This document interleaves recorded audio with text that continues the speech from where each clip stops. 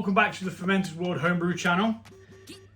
This is an unexpected brew. This is the third mead I've done today. I expected to do 2, but I've got some must left over and I'm just not willing to waste it, you know?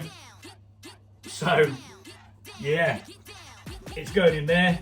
We're going to add a bag of these mixed berries that have been in the freezer for absolutely ages. I'm going to have to add extra yeast to this because we're going to be adding hot water and that will kill the yeast. So we're going to take a packet of yeast out of the fridge just so we're ready to rock and roll once it's warmed up to around room temperature. And I'm actually going to be changing the yeast that I use soon. I use Mangrove Jack's mead yeast M05. Have done since day dot, but it's come to a time where I want to try out different yeast. And we're literally just going to bash 4 pots of this in. It's 720 times 4, plus whatever we had in there already. But don't worry about that. Just treat this as a new mead. We've got a kilogram bag of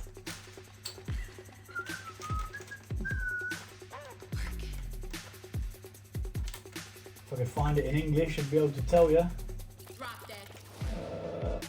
Berries with sour cherries, apparently. Well, that's not much bloody help, so we'll find out what's in it in a second.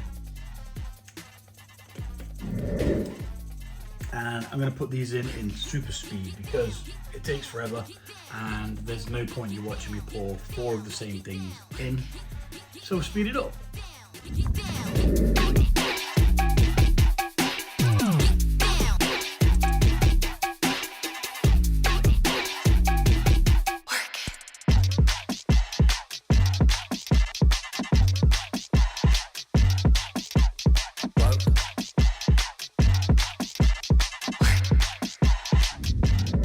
Okay, so we've got a honey in there now.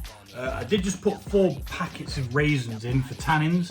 I was meant to use tea, but I totally bloody forgot. So that's that. We're going to use some raisins that I've pulled out of the cupboard. So we're going to mix this in now. I did add a little bit of cool water as well because it was quite high. Not high that it's going to cause any damage, right? But it's just I wanted a bit more liquid in there for it all to be able to dissolve into. So we're going to give this a good mix now.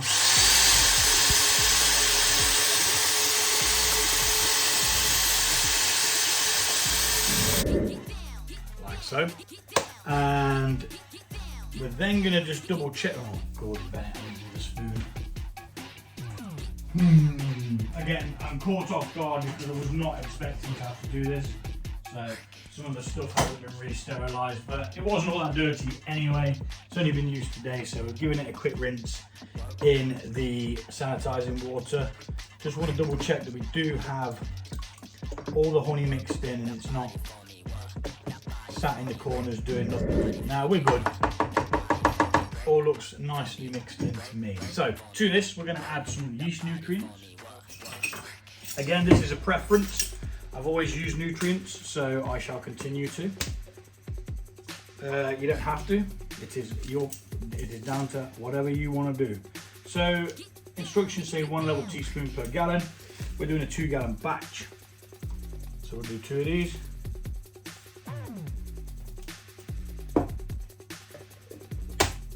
Just like that. Put it away. Put it away. I'm tempted to throw some chilies in this, but I want to see what these mix of berries creates first. So let's just quickly mix that in.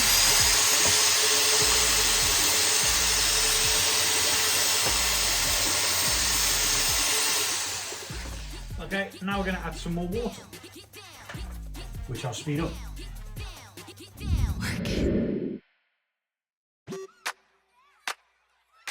So we've put in, I'd probably say about 8.5 litres worth now.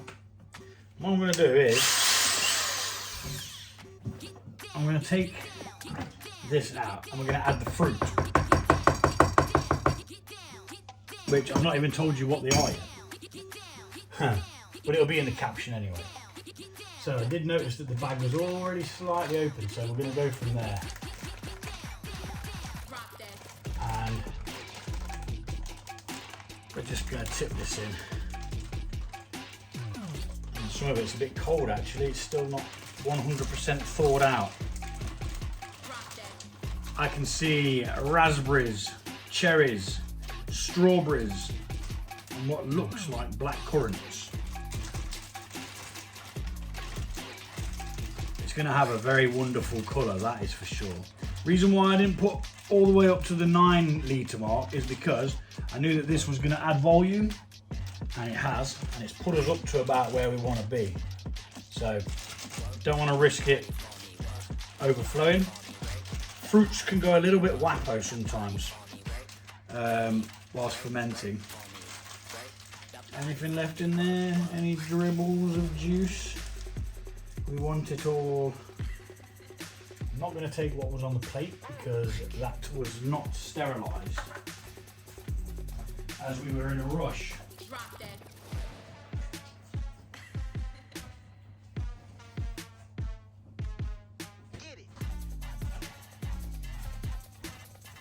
Okay, so now we have got an extremely dark, very, very dark, almost like a black forest gatto kind of look. Yeah. And there we have it. That is what we've got. We are going to pitch some yeast, mix the yeast in, and then we'll take a hydrometer reading to find out what we're working with. I mean, that is literally just above the 9 litre mark. So I don't really want to add any more. What's the temperature at now? 24. And coming down, which is fine. This can be pitched at between 15 and 30. So I'm going to use half a pack. Even though there was yeast in the must that was from the other brew, I am going to add fresh yeast just because it's wise. We've got the nutrients in there. And then that's half a packet. That can get sealed up and it can be popped back in the fridge and it will stay dormant until you bring it back out again. And I've just seen some more fruit in the fridge that I need to use up.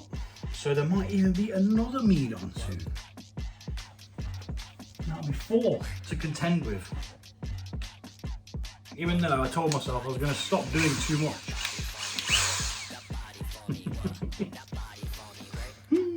Because as well as brewing, I have a family to look after and I've got a garden to sort out as well. I don't want to do the garden, but it's more necessity than anything else. So, we're going to give this a good mix now. The colour of that, you can see it, that is lovely.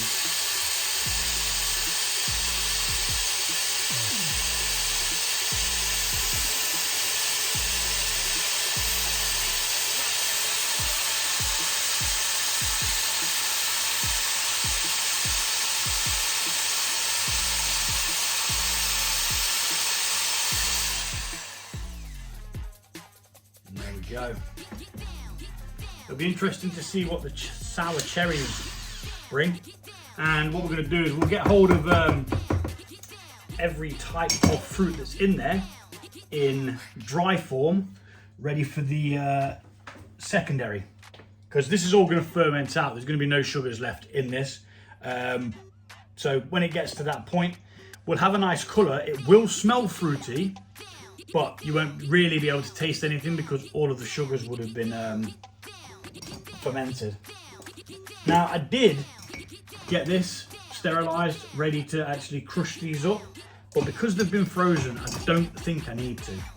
I think I'd be causing myself more mess when coming to try and siphon it off if I did. So let's take a quick hydrometer reading so we know where we're at.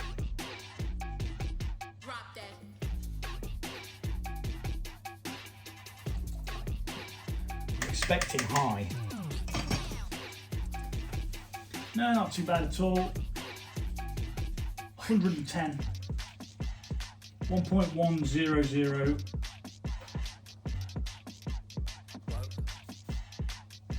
So 1.110, which isn't a bad start at all. I mean, look, that's just a lovely colour, isn't it? Like a pale purple. Oh, I can't wait for this one. Just in time for summer. All them summer berries, that's what it's about. So let's see if we can see exactly what we've got in there on the English version. Black currants, strawberries and red currants. Also it's got red currants as well. Pitted cherries, blueberries and raspberries. So we're going to need an absolute barrage of dry fruit when it comes to it. But I can't see that being a problem because, you know, whatever I don't use, I can always use on other meads and so on and so on. Right, so we've got our lid with the airlock on. We're going to close this up. We're going to leave it until we see no more activity in the airlock. And we'll open it up and see what we've got. So I just need to write down on it what it started at, so that we can know what is cracker lacking. Original gravity OG 1.110,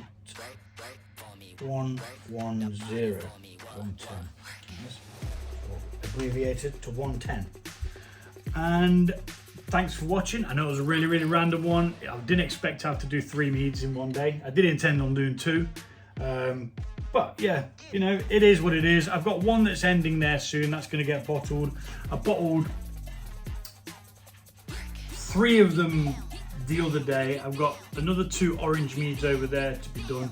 And yeah, so it's probably about time that I got some other ones on anyway. But thanks for watching. Stay awesome and I'll see you all soon.